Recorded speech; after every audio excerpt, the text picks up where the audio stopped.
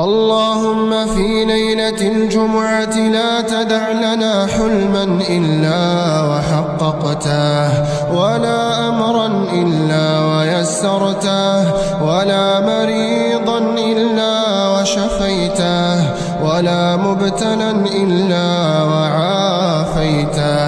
اللهم في صباح الجمعة اجعلنا نستيقظ على قلب مجبور. اللهم في ليلة الجمعة لا تدع لنا حلما إلا وحققته، ولا أمرا إلا ويسرته، ولا مريضا إلا وشفيته، ولا مبتلا إلا وعافيته.